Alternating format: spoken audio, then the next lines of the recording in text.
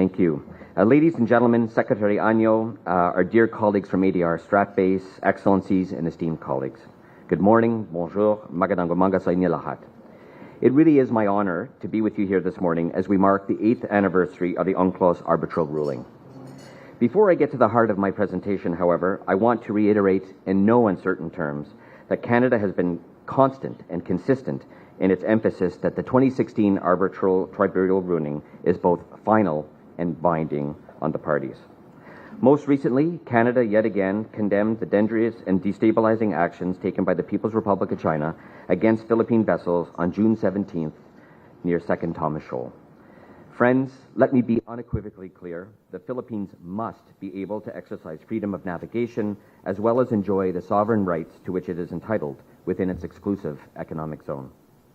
China's use of water cannons, dangerous maneuvers and ramming or boarding of Philippine vessels, the use of weapons such as knives and spears to disable Philippine vessels and injure Philippine personnel is utterly inconsistent with the PRC's obligations under international law, including the UN Convention on the Law of the Sea.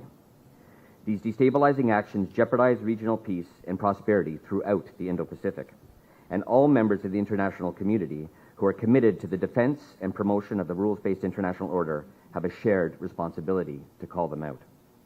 Ladies and gentlemen, rest assured that Canada will continue to work with the Philippines as well as with our allies and partners, including here in the ASEAN region, to provide meaningful support to regional peace and security and to uphold the rule of law in the maritime domain. Now I'd like to address the heart of my presentation this morning, but before doing so, I want to highlight that Canada's Indo-Pacific strategy recognizes our objectives in promoting peace, resilience, and security in the region, and addressing climate change and biodiversity loss. All of these issues are interconnected. For Canada, promoting and enforcing the rule of law in the maritime domain is an essential component of our strategic interests throughout the Indo-Pacific. The West Philippine South China Sea hosts more than half of the world's fishing fleets, which are competing for increasingly scarce marine resources, which millions of people depend on for their livelihoods and for food security throughout the entire region. The destruction of maritime habitats and the prevalence of illegal, unreporting, and unregulated fishing, combined with complex security issues, are resulting in a situation where security, biodiversity loss, and climate challenges are overlapping to aggravate and amplify each other. Moreover, this critical issue is not just limited to the West Philippine Sea, as sustainable fishing practices are increasingly critical for food security and development across the entire Philippine archipelago. First slide, please. This is why in October of 2023, Canada's Department of Fisheries and Oceans signed a Memorandum of Understanding with the Philippines, granting 16 agencies and departments of the Philippine government access to Canada's dark vessel detection program. Dark vessels, in essence, are ships whose location transmitting devices have been switched off, often in an attempt to evade monitoring, control, and surveillance. Our Dark Vessel Detection Program, or DVD as it is commonly known, is delivered in partnership with Canadian company MDA Space. The program integrates data from multiple satellite systems, including Canada's advanced and world-class RadarSat constellation, space-based radio frequency collection, and utilizing geospectrum analysis to assist in locating so-called dark vessels involved in illegal activities. In a nutshell, DVD is a cloud-based, multi-layered sensor satellite surveillance program that is used to detect, identify, classify, and track vessels in near real time. Slide 2. Here in the Philippines, the DVD program, as you can see from the slide, provides an innovative platform that combines, as I mentioned, synthetic aperture radar, radio frequency data, visible infrared imaging, and optical data to produce an interlaced and enhanced environmental situational awareness platform that really does provide a comprehensive picture to augment maritime domain awareness and thereby support the operational needs of Philippine maritime enforcement agencies. Now, even if a vessel switches off its tracking system, the Philippines will not only be able to find it, but in many cases, authorities will be able to identify the precise vessel with a high degree of confidence. Importantly, this includes cases of AIS spoofing, where a vessel intentionally broadcasts false information, for example, when a foreign Coast Guard or naval vessel may attempt to portray themselves as a fishing or cargo ship. This enhanced capacity enables more efficient tasking of Philippine maritime assets, saving both critical fuel and time, and helping to direct limited assets to where they are needed most. Next slide, please. In a time where disinformation thrives in darkness, confusion, and competing narratives, Canada is helping the Philippines to so-called switch on the lights by significantly enhancing its maritime domain awareness within its territorial waters. This material assistance provides clear and immediate support to the transparency initiatives of the Philippine government. To be clear, DVD system is an unclassified system. It can be operated virtually anywhere with an internet connection via a notebook computer or even a smartphone.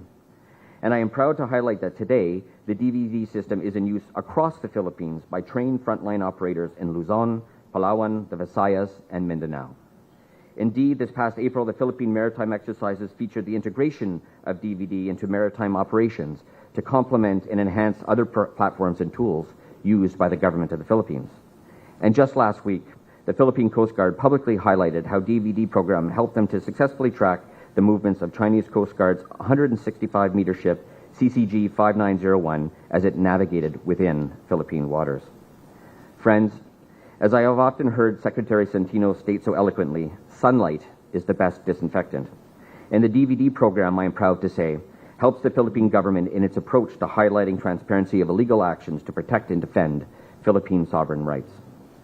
In recent years, elsewhere in the world, when Canada successfully deployed DVD in partnerships, for example, with the governments of Ecuador and Peru, we were remarkably successful in exposing dark vessels and thereby helped to significantly enhance maritime enforcement efforts of those respective governments. This support led to a major change of behavior by foreign fishing vessels operating illegally in Ecuadorian and Peruvian exclusive economic zones. And here in the Philippines, we remain optimistic that by helping to expose illegal activities taking place within Philippine waters, DVD can continue to serve amongst the many tools in use by the government of the Philippines to enforce its sovereign rights. In closing this morning, I want to stress that DVD remains just one of Canada's significantly enhanced engagement efforts in the maritime domain under the auspices of our Indo-Pacific strategy. In July of 2023, Canada undertook its first high seas patrol and officials enforcement mission to combat IUU in the North Pacific. Canada has also significantly increased its naval presence in the Indo-Pacific and is participating in joint exercises and maritime security operations to ensure freedom of navigation. This includes Canada's recent participation, just this past June 16th and 17th, in a joint sail with the United States, Japan, and the Philippines within the Philippines Exclusive Economic Zone, and we look forward to more cooperative maritime activities in the coming weeks and months. So friends, again, as we gather here today at a time of significant geopolitical shifts and growing security challenges that demand our collective action and our collective attention, the Indo-Pacific region, a nexus of global trade and strategic interest, is witnessing an unprecedented rise in security threats, ranging from traditional military tensions to non-traditional threats such as malicious cyber activity, transnational crime, and climate-induced disasters. The need for a cohesive and proactive approach to these challenges has never been more urgent. It is imperative that we strengthen our ties not only in defense, but also in fostering economic resilience, technological innovation, and combating climate change, all of which play a pivotal role in our shared security in the years to come.